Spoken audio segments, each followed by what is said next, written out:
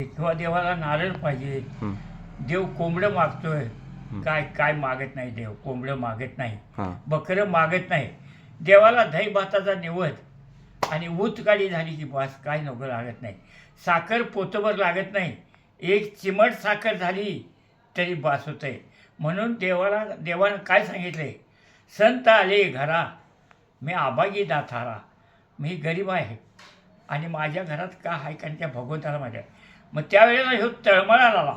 आता संत आल्यात काय करू, मी काहीच नाही घरात, बायकोला खायला नाही, आपल्याला खायला नाही, मग आता काय करायचं देवाला. मग म्हणून काय त्यांनी देवानं आकाशवाणी झाली भगवंताची. आणि तो काय म्हणाला, तू काय करू नको, संत आले घरा आबागी दातारा. मी कासया पूजा करू, फक्त भावनेनं चरण हृदयी धरू. भाव धरून चरण हृदयी धरू, एवढं देवान सांगितलंय.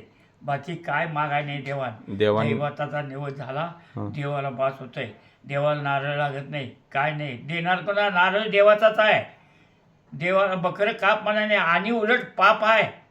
बरोबर आहे, कापलं तर उलट आणि पाप आहे. पण ही म्हणाली नवाज केले नाही नवसा काय आहे. आणि त्याच्यात असं आहे बघा, नवसी कन्यापुत्र होती, मग का करणे लगे पती. नवसा जर हे जर पोरं जर होईत असली तर मग लगीन करायची गरज काय. होय, नवस मागूनच लगीन करायची काय गरज आहे. बरोबर आहे की. मग असं आहे ते त्याने सांगितलेलं आहे त्या पुस्तकात आहे ते. त्याच्या अगोदरचे दोन हे आहेत वाक्य आहेत. मग ते नवसी कन्यापुत्र होती तर मग का करणे लागे पती. लगीन करायची गरज काय, नवसच करून पोरं काढायची. मग लग्नाची काय तर काय असं त्याचं ते हे आहे. तत्व ते हे आहे, अभंग आहे. त्या अभंगात लिहिलेलं आहे. नवसी कन्यापुत्र तुम्हाला दाखव.